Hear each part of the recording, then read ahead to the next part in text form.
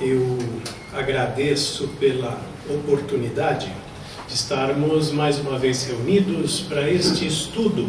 Já estamos no capítulo 19 e 20. Vamos ver esses dois capítulos do livro Os Mensageiros. Mas antes de tudo, propaganda da nossa Associação Médico Espírita de São Paulo.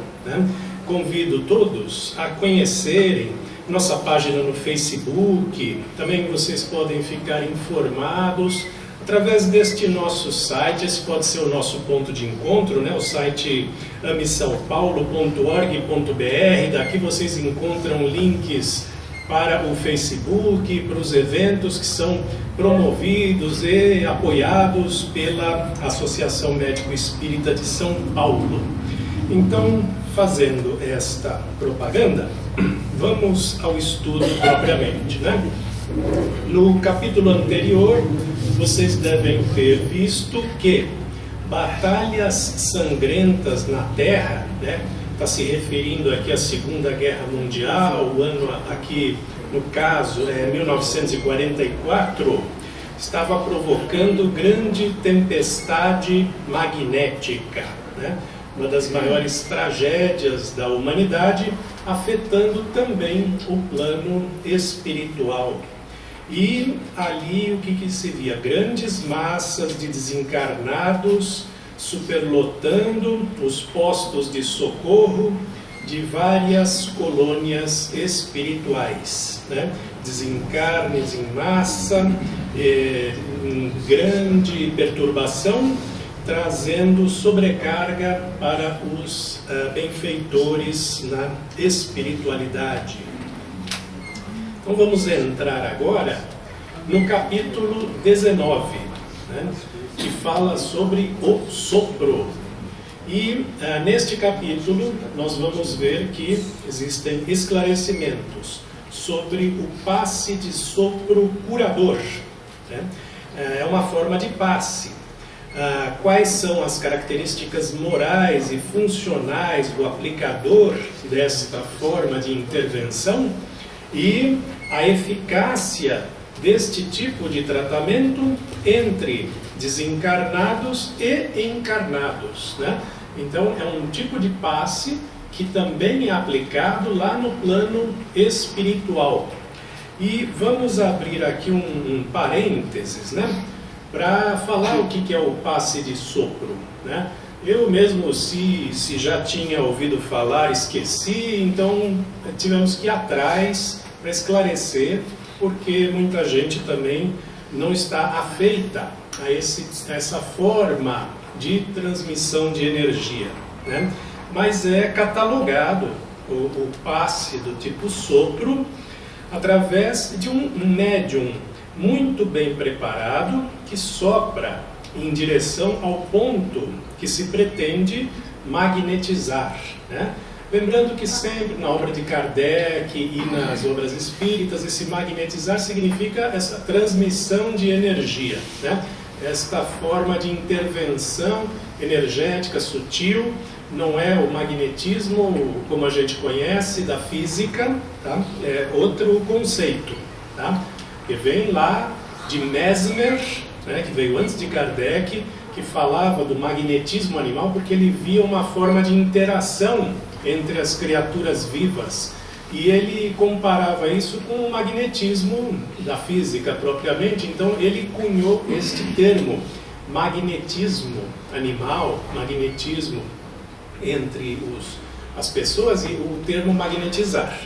Então tem a ver com esta forma de interação sutil, essa troca de energias. E aí, no caso do passe de sopro, é através do sopro mesmo de um médium muito bem preparado. A depender do objetivo, é aplicado próximo ou distante do assistido. E tem tipo quente, que é com a boca bem aberta, assim, para fazer calor. É o passe de sopro quente, que tem essa característica estimulante, cicatrizante. E o tipo frio, que é como a gente sopra a vela de aniversário, com os lábios bem fechados, que tem propriedades mais calmantes e dispersador de fluidos. E o que significa esse médium muito bem preparado? Nós vamos ver que André Luiz vai descrever as características ali entre os desencarnados, que é o que vale também para os encarnados. Fechando esse parênteses, vamos então ao que diz o capítulo. Alfredo, né, este dirigente, está falando, vocês, André e Vicente, né, os dois que estavam ali na posição de observadores, poderiam colaborar conosco. Necessitamos a colaboração de mais alguns técnicos do sopro. Temos alguns irmãos em estado grave, tomados de impressões físicas mais fortes, né? Então, André e Vicente são convidados a colaborar também, e estes irmãos desencarnados estavam tomados por impressões físicas muito fortes, porque o corpo mental, ele molda o perispírito pelas impressões físicas, né? O corpo mental, que é uma instância do perispírito, ele molda o perispírito, que tem uma propriedade plástica, de acordo com aquilo que ele entende, aquilo que ele visualiza, né? Então, se o indivíduo morreu queimado, ele pode se apresentar com o perispírito com queimaduras. E como é que acontece isso? O fogo não afeta o perispírito, porém, a impressão mental é levada ao perispírito através da mente, e ela molda esta deformidade, essas queimaduras e tudo mais, né?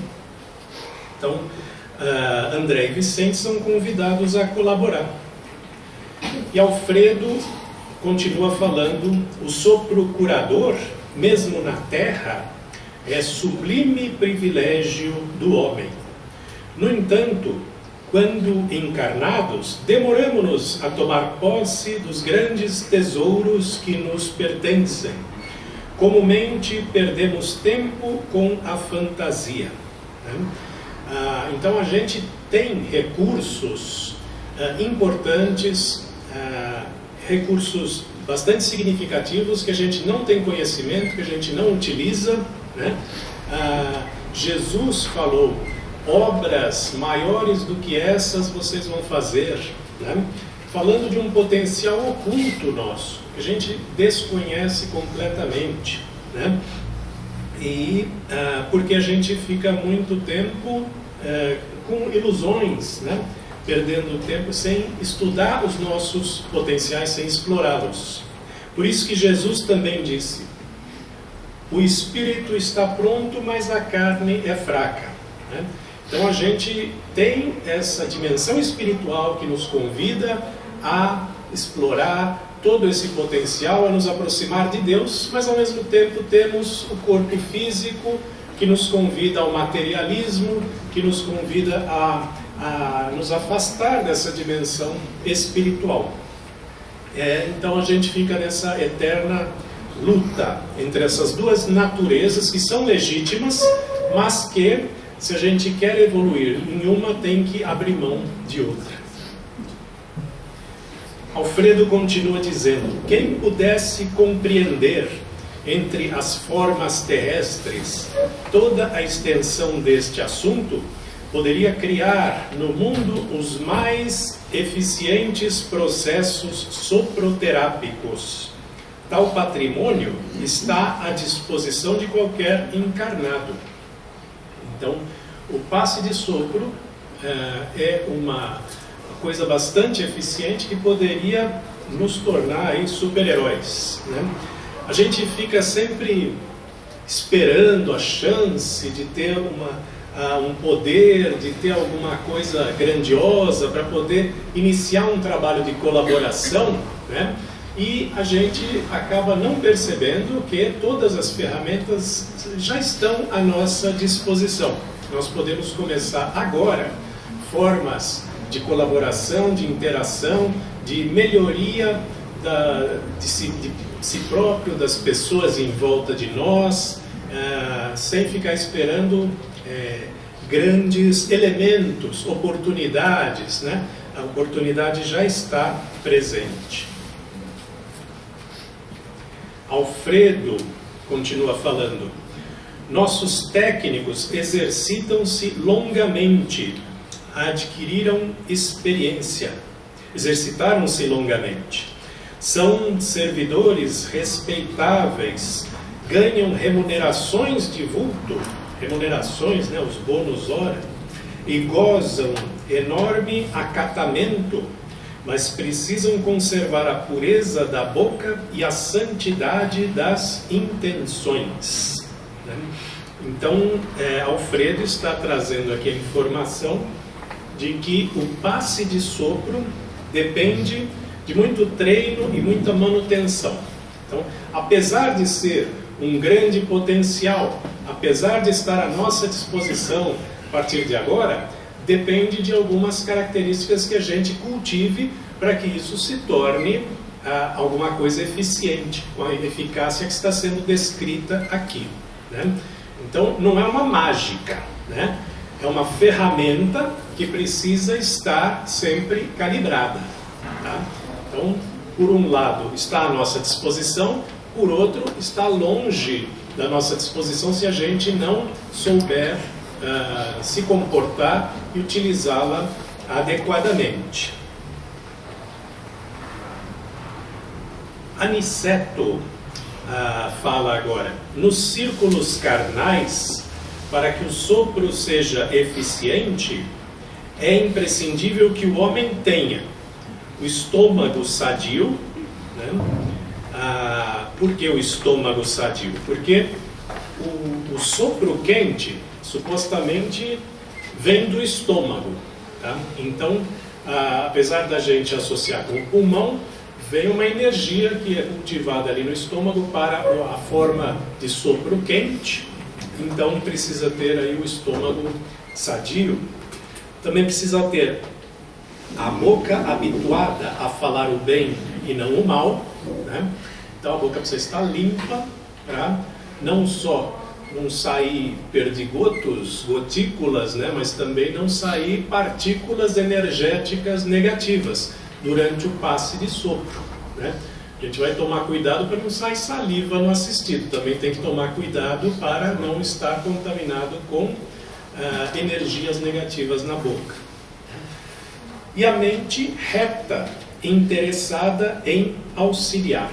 A atitude mental, né? Sempre, qualquer forma de troca de energia, qualquer forma de interação entre duas criaturas, passa pela intenção.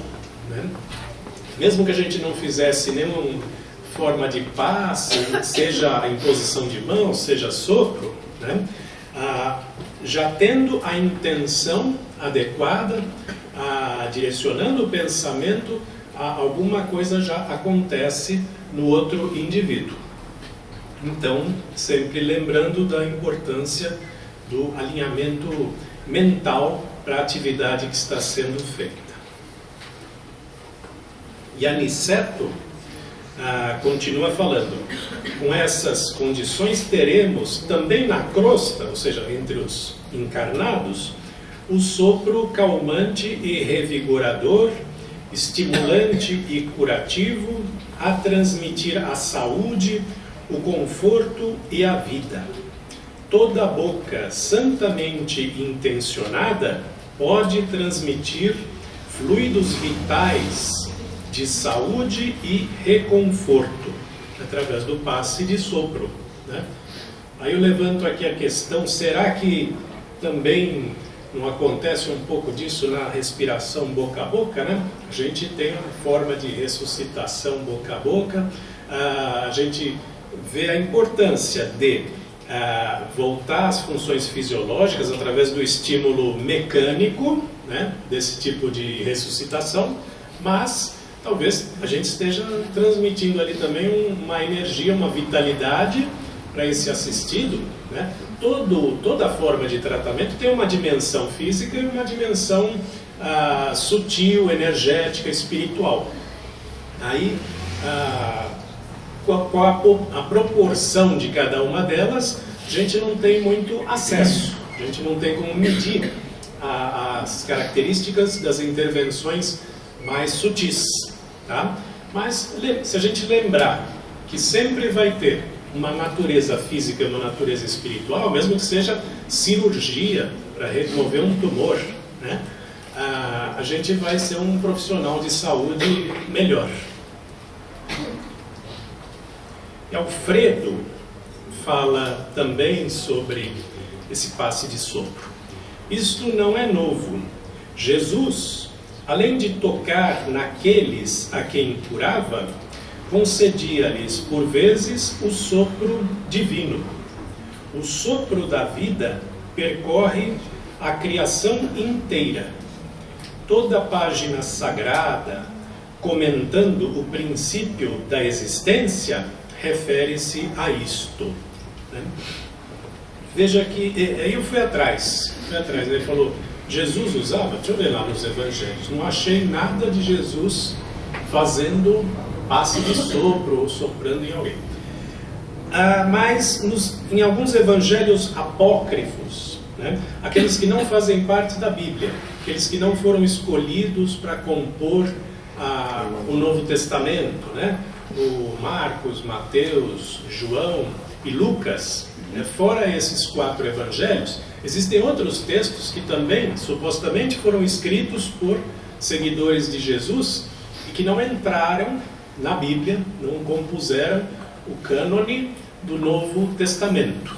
Então são evangelhos apócrifos, e em alguns deles tem menção a Jesus fazendo o passe de sopro, tá? Então, possivelmente ele utilizava isso também. E ele fala que toda a página sagrada, comentando isso, refere-se a essa vitalidade através do sopro, né? A gente vê exemplos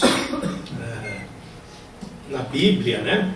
Aniceto vai ilustrar isso, lembrando que a Bíblia, falando nos primórdios, narra que o Criador assoprou na forma criada. Está em Gênesis, capítulo 2, versículo 7, que Deus fez o homem através do barro, né? Fez o Adão, e neste boneco de barro ele soprou a vida nas suas narinas, dando-lhe o fôlego da vida, né? Entre os encarnados, mesmo partindo de homens imperfeitos, mas de boa vontade, todo sopro com intenção de aliviar ou curar tem relevante significação. Lembramos que spiritus, né, vem do latim, significa respiração, né? Quando a gente fala inspirar, expirar, nós estamos usando esse radical latino, spiritus, que significa respiração, sopro, né? Então, mesmo os antigos, na Grécia, na Roma Antiga, nas culturas que deram origem à nossa civilização moderna, eles já entendiam que essa característica de respiração, de sopro, está relacionada à vitalidade e à energia, e que essa relação podia se converter mesmo em tratamento, né? E ele nos consola aqui dizendo que com um pouco de boa vontade, um pouco de boa intenção, um pouco de cuidado, a gente pode trabalhar esta forma de tratamento. E esse foi então o capítulo 19, que falava do sopro. Entramos agora no capítulo 20, que vai detalhar mais essa parte de defesas contra o mal, né?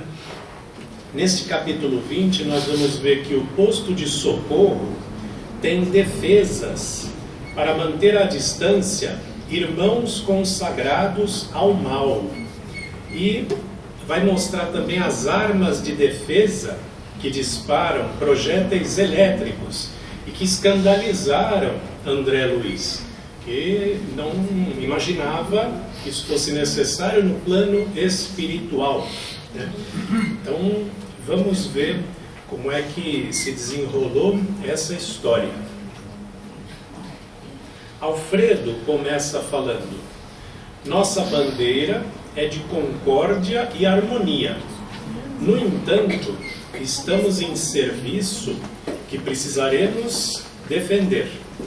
Enquanto não imperar a lei universal do amor, é indispensável preserve o reinado da justiça. Persevere o reinado da justiça. Né? Veja, aqui ele está falando que os espíritos, mesmo evoluídos, eles precisam estar sempre atentos, né? Não é porque nós estamos entre pessoas boas que nós não vamos ter pessoas de má índole tentando sabotar a nossa iniciativa. Então sempre é necessário estar atento, né? Enquanto não imperar a lei universal do amor. Nós ainda estamos num planeta de provas e expiações. Vamos evoluir para um mundo de regeneração, né? Então ainda temos que ficar atentos, tá? Mesmo neste mundo de provas e expiações, mesmo quando nós chegarmos num mundo de regeneração, ainda vamos ter que ficar atentos, porque no meu entender, né, minha interpretação é que nós estamos num mundo de provas e expiações onde o egoísmo supera o altruísmo, né? Então a gente vê que o egoísmo é a regra e o altruísmo é a exceção. Como o altruísmo está crescendo, né?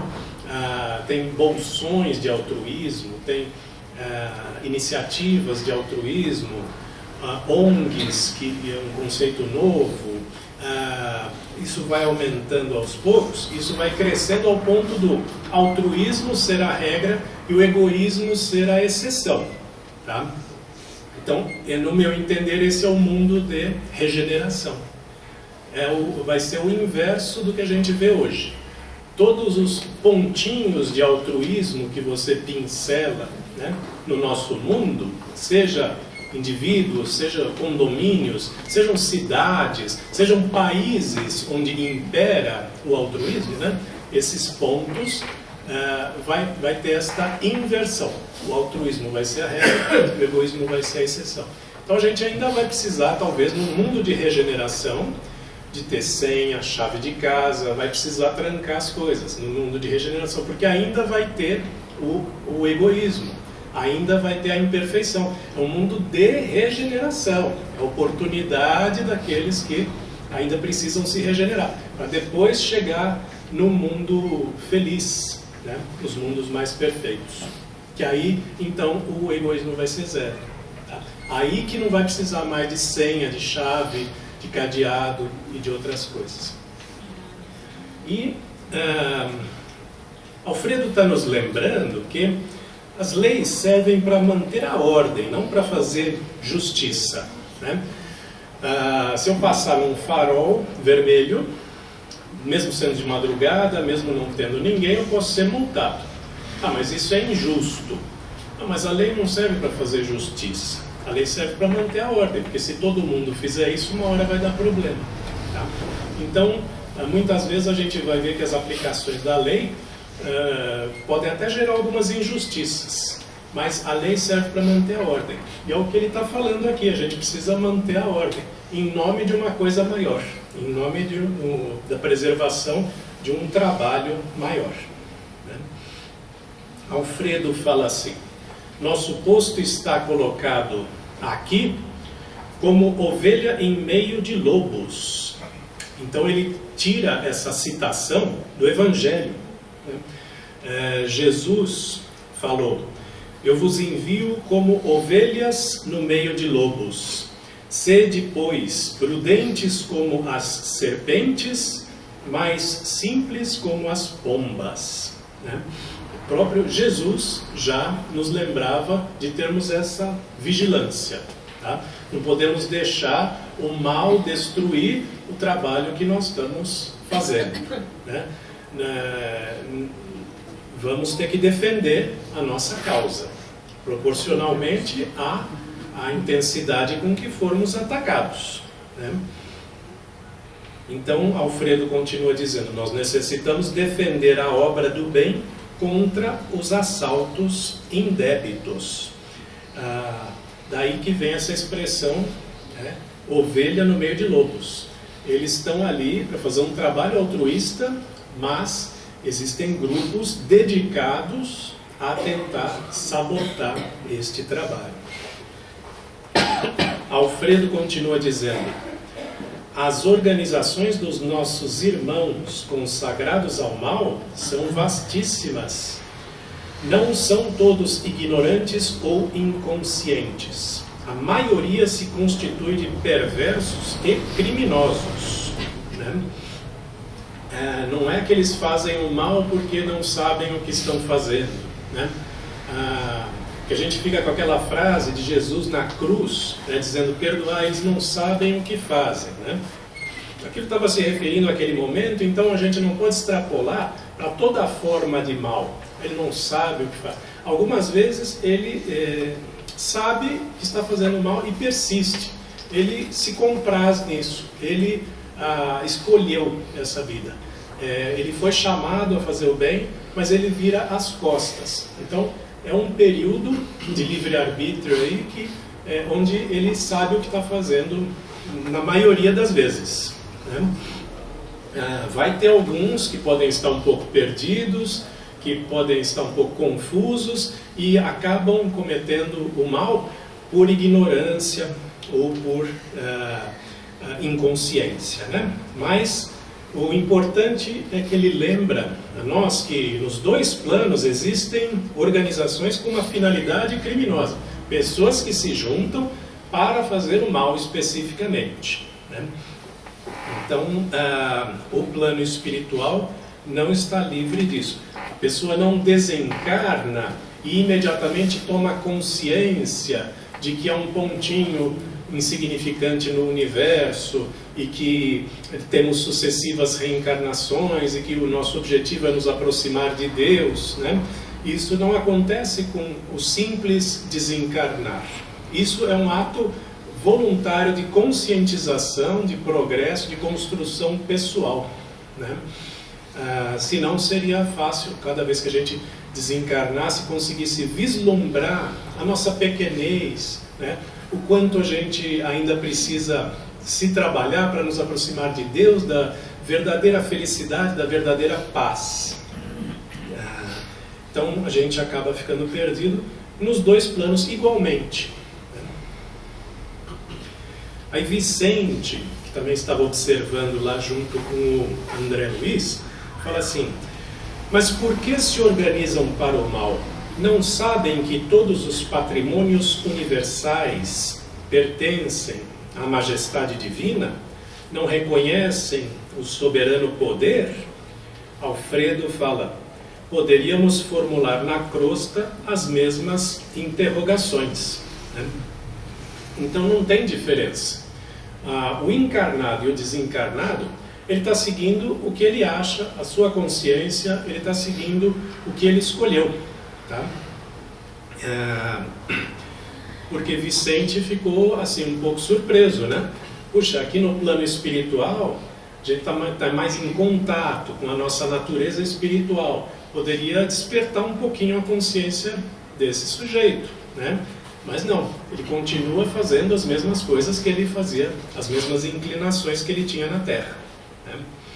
E precisamos lembrar que a gente precisa tirar de nós, né, toda a má tendência, mesmo esses crimes leves, como usar produto pirata, né?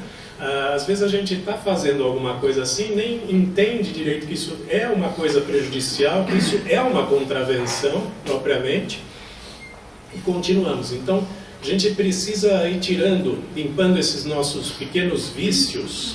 Quanto mais a gente fizer isso durante a encarnação, mais leves nós estaremos no plano espiritual, tá? Então a hora da faxina é agora, tá? Durante a encarnação. Não é mais fácil lá no plano espiritual, como está demonstrado aqui. Alfredo fala: os malfeitores bem sabem que tudo pertence a Deus, e o homem é simples usufrutuário. Entretanto, atormentam-se na crosta como verdadeiros loucos, amontoando possibilidades para a ruína e abusando das oportunidades mais santas.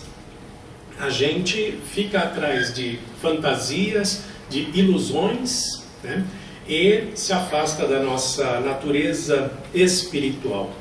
Então, sempre que a gente se aproximar do materialismo, a gente vai estar se afastando da nossa natureza espiritual. Os 7 pecados capitais, que não estão na Bíblia, mas fazem parte da tradição católica, né? Eles têm sentido porque são atitudes que nos aproximam da nossa natureza material, né? E as 7 virtudes opostas aos 7 pecados capitais são atitudes que nos aproximam da nossa natureza espiritual. Não vão causar nossa danação eterna, mas se a gente observar essas atitudes, nós vamos estar sempre cultivando esse lado, na nossa verdadeira dimensão, que é a dimensão espiritual, né? Sempre nós vamos ter que trocar alguma coisa, né? Sempre nós vamos ter que escolher entre prazer e felicidade. Prazer a gente associa mais a essa dimensão material mais concreta, e felicidade a gente associa mais com coisas mais sutis, mais de longo prazo, né?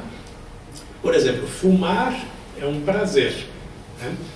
Então, pode perguntar para qualquer fumante, ele dirá que é um prazer. Mas parar de fumar traz felicidade, porque o hálito melhora, o fôlego melhora, evita-se doenças, são coisas sutis a longo prazo, né? E o prazer é aquela coisa imediata e concreta. Geralmente vai estar associado a alguma coisa material, né? Então a gente precisa entender que toda vez que a gente se afastar da nossa natureza material, nós não estamos perdendo, nós estamos trocando prazer por felicidade, tá? Entendendo dessa forma, a gente pode ficar um pouco mais animado, saber que não está sendo prejudicado ou perdendo alguma coisa. Sim. Tem um HB20 vermelho parado na garagem. Estão querendo tirar. Obrigado. Obrigado. Ok. Alfredo fala, aqui se verifica a mesma coisa. Querem dominar antes de se dominarem, exigem antes de dar e entram em perene conflito com a lei. Neste duelo entre a fantasia deles e a verdade do Pai, esses desventurados resistem às corrigendas e transformam-se em gênios da sombra até que se decidam a novos rumos, né? A gente lembra aqui que o livre-arbítrio é o acelerador e também o freio da evolução. Deus nos deixa o livre-arbítrio.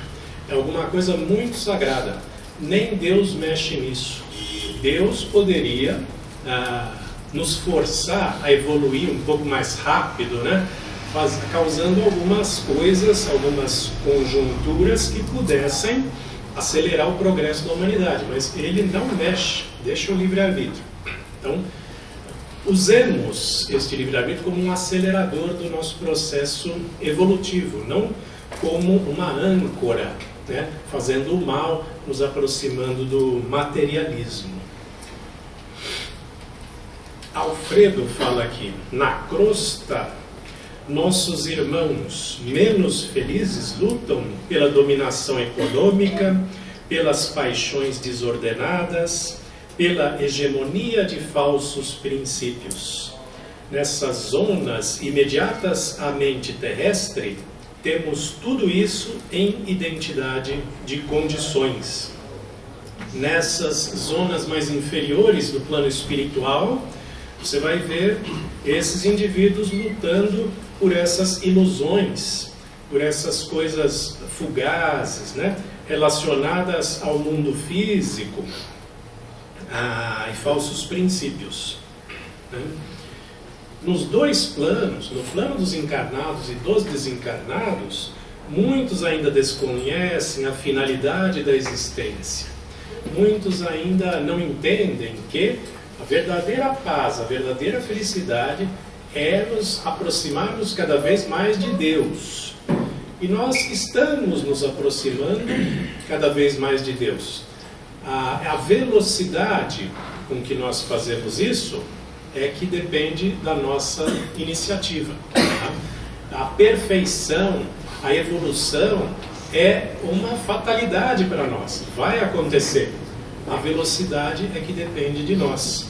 E muitos ainda não entendem esse tipo de coisa. Ainda estão presos à parte material e às ilusões da mente. Alfredo fala: entre as entidades perversas e ignorantes, há cooperativas para o mal, sistemas econômicos de natureza feudalista, baixa exploração de certas forças da natureza, vaidades tirânicas, difusões de mentiras, escravização dos que se enfraquecem pela invigilância. Mesmo no plano espiritual, os fracos podem ser manipulados. Tá? E você vai ter institutos para fazer essa manipulação. Você vai ter uma massa de gente enfraquecida, suscetível de ser escravizada, de ser subjugada por organizações cooperativas. Né? Alfredo fala: em nosso plano há doloroso cativeiro dos espíritos falidos e imprevidentes, paixões talvez mais desordenadas que as da terra, inquietações sentimentais, terríveis desequilíbrios da mente, angustiosos desvios do sentimento. Né? No plano espiritual, a lei da sintonia é mais intensa. Né? Então ele fala até mais do que na Terra, neste relato aqui. Tá? O desequilíbrio pode ser até maior, porque o indivíduo tem mais liberdade, né? Não está tão preso a algumas constrições aqui que nós temos na Terra.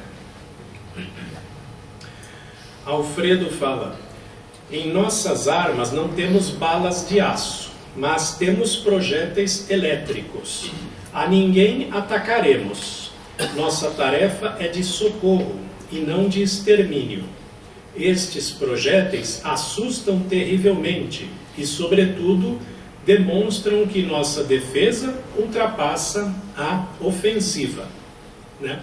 Então, eles não estão aqui querendo cercear a liberdade, né? Usando essas armas, esses dispositivos. Estão querendo cercear a libertinagem. Né? A liberdade é você fazer o que você deseja, desde que não atrapalhe o outro. A libertinagem é você fazer o que deseja. Tá? Então a gente, principalmente aqui no Brasil, eu acho que a gente confunde um pouco as coisas. Né? A gente fala que democracia é fazer o que quer, ou protestar do jeito que quer, né? Se manifestar do jeito que quer, e aí entra o quebra-quebra e tudo mais. Que a gente ficou tanto tempo reprimido, que agora a gente acha que qualquer coisa é válida, qualquer forma de expressão, qualquer forma de manifestação, e a gente pode acabar escorregando para alguma coisa assim. Alfredo fala: as criaturas que se agarram aqui às impressões físicas estão sempre criando densidade para os seus veículos de manifestação. Nossos projéteis, portanto, expulsam os inimigos do bem através de vibrações do medo. Né? Porque estes indivíduos mais inferiores têm uma natureza mais densa. Então, os benfeitores, os defensores da instituição, eles usam essa mesma densidade, usam a fraqueza deles, né, a materialidade, contra eles mesmos. Já que eles têm tantas impressões físicas, já que eles são tão densos, eles se utilizam desse tipo de coisa para afastá-los. Alfredo fala, nossos projéteis poderiam chegar a causar a impressão da morte, atuando sobre o corpo denso dos irmãos menos adiantados. A morte física na Terra também é pura impressão. A diferença é que aqui nessa esfera, o corpo denso modificado pode ressurgir todos os dias pela matéria mental que o produz. Então, como falamos anteriormente, as alterações no perispírito são produzidas pela mente. E o indivíduo muito materialista, o desencarnado muito materialista, que tem a sua natureza muito densa, quando é atingido por isso, pode até ter a impressão que morreu, pode até ter a impressão que o seu corpo perispiritual deixou de ter vida, mas é uma impressão mental, e que pelo menos vai afastar esse indivíduo durante algum tempo. Depois ele vai despertar e vai ver que não morreu, porque ele é um espírito, afinal de contas, e que o seu perispírito não pode ser prejudicado. Aí Alfredo ilustra com esta lenda, Vocês conhecem a lenda hindu da serpente e do santo? Existia uma serpente venenosa num certo campo. Ninguém se aventurava por lá, receando-lhe o assalto. Então é uma lenda bastante conhecida, eu já conhecia, mas ele está trazendo aqui de uma serpente que aterrorizava lá um vilarejo. Aí um santo homem estava na região. A serpente o atacou. Ele dominou-a e falou: minha irmã, é da lei que não façamos mal a ninguém. A víbora recolheu-se envergonhada e modificou-se completamente. Então o sábio deu uma bronca na cobra, a cobra ficou com vergonha e resolveu mudar de atitude. A serpente procurou pelos homens, desejosa de reparar os antigos crimes. Mostrou-se pacífica, mas as pessoas lhe identificaram a submissão, davam-lhe pedradas e começaram a abusar dela. A infeliz foi se queixar disso ao sábio. Falou, eu parei de atacar, aí agora eles estão me atacando, Aí como é que fica isso aí?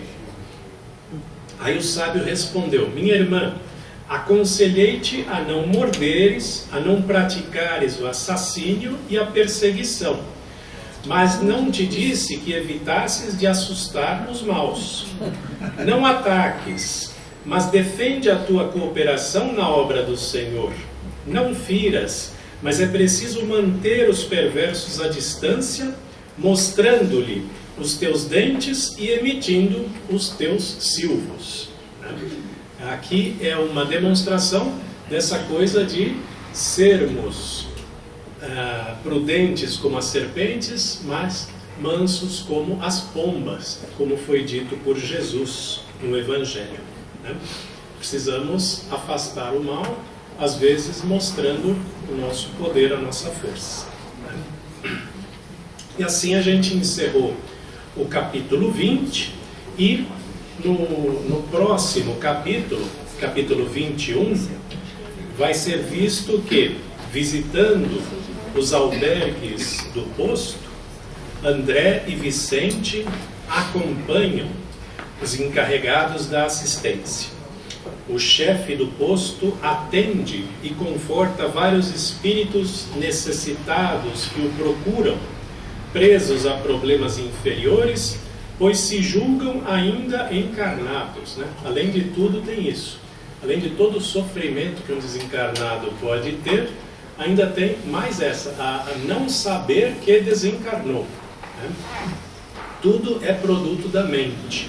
Então, se nós já, neste mundo, conhecermos propriedades do mundo espiritual, se já neste mundo nós nos aproximarmos da nossa dimensão espiritual, não teremos estas ilusões, esses sofrimentos todos quando desencarnarmos. Teremos mais oportunidades nesse nosso período de erraticidade entre uma encarnação e outra. E assim eu encerro essa apresentação e podemos abrir aí os comentários.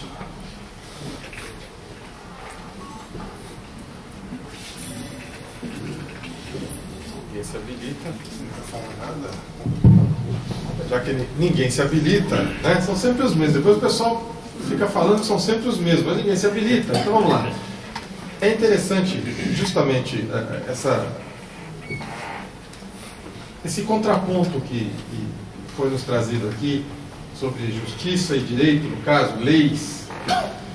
Por isso que eu sempre pego no pé do pessoal, doutor, porque não é justiça, é judiciário. Justiça a gente ainda não sabe o que é. A gente precisa andar bem, tranquilamente, respeitando tanto as nossas leis humanas quanto as leis divinas e principalmente, sobretudo, essas. Porque se eu cumprir as leis divinas, eu não vou matar, eu não vou furtar, eu não vou atrapalhar a vida de ninguém. E isso não é ser egoísta. Os exemplos que o Alfredo nos trouxe, principalmente das facções criminosas, vejam que ali ele não falou em momento algum que eram vítimas da sociedade, mas ignorantes do bem, como Jesus fala no Boa Nova. Então nós somos ignorantes do bem. E o perdoai-lhes, que eles não sabem o que fazem ali, era aquela questão mesmo. Do momento, não porque matavam um filho de Deus, mas porque crucificavam.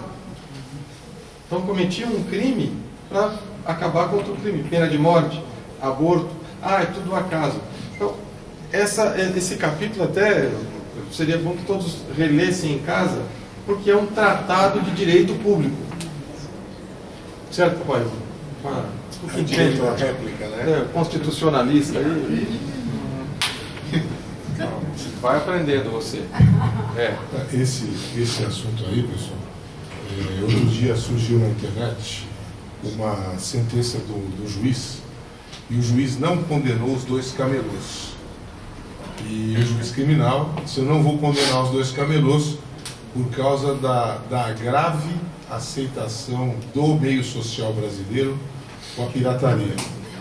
A mim, o negócio que me parece é que a gente devia respeitar as hierarquias espirituais, como o Flávio colocou, e também as hierarquias materiais.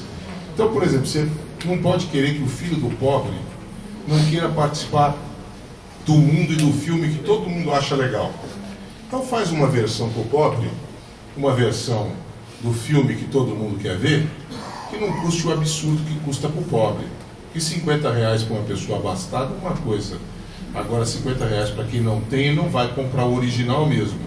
E aí nós vamos nos educar, mantendo a hierarquia social, mostrando que aquele que tem mais mérito na Terra pode ter mais coisas, mas você vai dar oportunidade para aquele que não tem participar, inclusive, das conversas. É a mesma coisa, vou exemplificar, se as boas histórias que antes nós tínhamos no Brasil nas novelas fossem dadas só para os ricos e os pobres não pudessem participar da discussão. Eu acho que não é bem isso que eles estão querendo passar para nós. Então eu acho que tem que haver um respeito profundo às hierarquias, até porque a gente vai reencarnar nos meios sociais que nós temos compromisso para aprender as lições. E na aula antecedente, né, a gente estava falando sobre os superiores e os inferiores. Então a gente vem para aprender a comandar, aqueles que têm essa missão, e aprender sobretudo a servir. Mas a gente precisa todo mundo participar, e nem sempre está ocorrendo, certo? O Flávio é mais da lei e da ordem, ele é mais positivista, nós somos amigos, eu sou mais da linha justnaturalista. Então é por isso que ele brincou, que é justamente para a gente fazer o ponto que ele deu e o contraponto. Mais uma coisa, do camelô é bom falar, peraí, isso é interessante. Quero falar. Mas vejam porque essa questão do camelô, foi bom o exemplo que o senhor trouxe. Aquilo que é vendido, e principalmente aquela pessoa que vende, ela pode estar sendo traficada. Semana que vem a gente vai abrir a semana de enfrentamento ao tráfico de pessoas, é a 4ª semana nacional, e é uma data mundial, dia 30 de julho. Então, ela pode ter sido traficada, está sendo vítima de trabalho análogo ao escravo. A gente não vou nem falar do produto, de onde é que veio. Mas aquele cidadão que está ali, ele pode ter sido vítima de tráfico de pessoas, trabalho infantil, né? E trabalho análogo de escravo. Por isso, eu exorto a todos, não comprem nada de camelô, mesmo que fique com pena daquela criança que está no farol. Ela não poderia estar ali, não por ser criança, mas porque ela está sendo traficada. Se nós queremos mudar o mundo, nós precisamos começar com a nossa atitude. Há lugar para tudo, e rua não é lugar de comprar nada. Vocês agora percebem o porquê. Há muito mais por trás disso aí. Excelente exemplo que o senhor trouxe. Trazendo então para a parte cristã, né? Vamos ver o exemplo do Evangelho. Jesus falava dar a outra face, né? Mas ele também expulsou os vendilhões do templo. Então, o dar a outra face significa não revidar o mal com o mal, né? Mas expulsar os vendilhões do templo é manter a ordem, é tirar as pessoas que estão atrapalhando o andamento de um projeto mais santo e que estão deturpando as coisas, né? Então, dá para equilibrar todas as coisas, mesmo essas coisas aparentemente contraditórias que estão no Evangelho. E trazendo para o Espiritismo, a gente pode se referir, por exemplo, aos obsessores como irmãos menos esclarecidos. É uma forma de suavizar o conceito. Mas não nos enganemos achando que eles não sabem direito o que fazem, tudo mais. Não, escolheram esta vida, né? Então, precisamos ter atitude de firmeza. Quando a gente fala irmãos menos esclarecidos, dos obsessores, é para despertar em nós a piedade de auxiliá-los. Mas lembrando que talvez a gente não consiga ajudá-los, eles escolheram essa vida, eles têm o livre-arbítrio, e se eles insistirem, a gente vai ter que se retirar do trabalho, desconectar o que estamos fazendo, porque senão vai atrapalhar outras coisas, tá? Então dá para conciliar todas essas coisas bem aparentemente contraditórias. Eu gostaria de fazer um comentário.